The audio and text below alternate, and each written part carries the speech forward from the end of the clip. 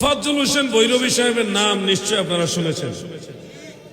তিনি অনেক বড় আলেম ছিলেন না, কিন্তু আশেক রসুল ছিলেন।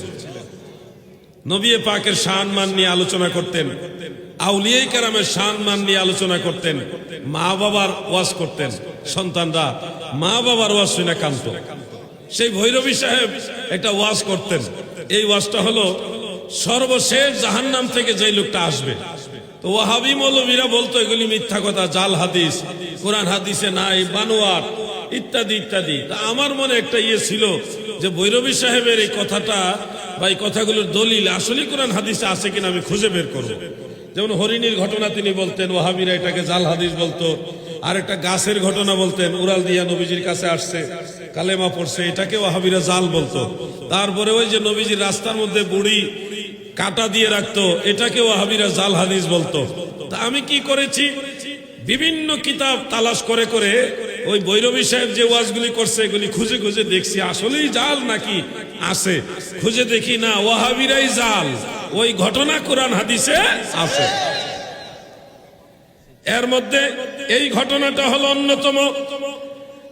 একটা লোক, সে জাহান্নামে পড়ে আছে, অন্য সবাই কারো না কারো শাফাআতে জান্নাতে চলে গেছে, কিন্তু এই লোকটা আর কারো শাফাআত পাইল না, তার জন্য কেউ সুপারিশ করে না।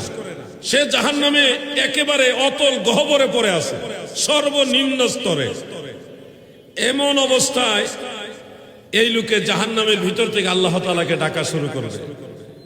ভৈরবী সাহেব এইভাবে বলতেন, গাফুরুর রাহিম নাম তোমার আল্লাহ, আল্লাহ আল্লাহ, রহমান রাহিম নাম তোমার আল্লাহ, আল্লাহ আল্লাহ। এইভাবে যখন জাহান্নামের ভিতর থেকে মহান আল্লাহ তাআলাকে ডাকতেছেন, আল্লাহ তাআলা জিজ্ঞাসা করলেন, বান্দারে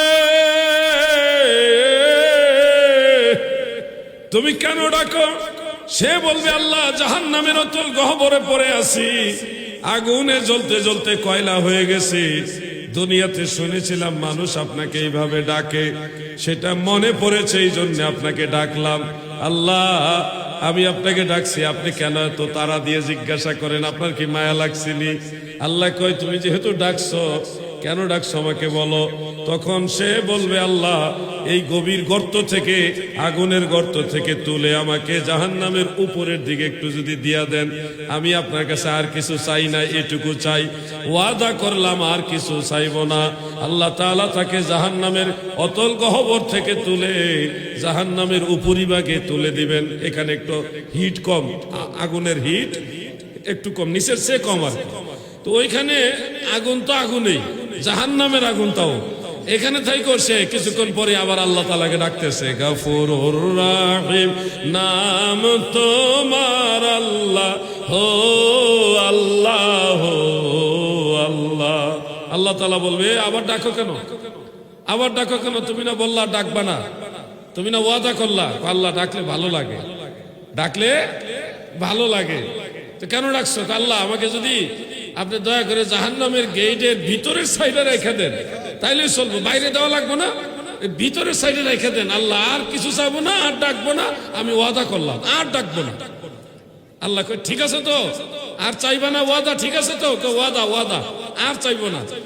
এরপরে আল্লাহ তাআলা তাকে জাহান্নামের গেটের ভিতরের দিকে রাখছে, রেখা আল্লাহ তাআলা তাকে এইভাবে ছেড়ে দিলেন। সে ওইখানে দেখে বাইরে মাশাআল্লাহ অনেক সুন্দর একটা গাছ দেখা যায়, এত সুন্দর একটা গাছ, এই গাছের নিচে পানির নহর আছে জাহান্নামের বাইরে।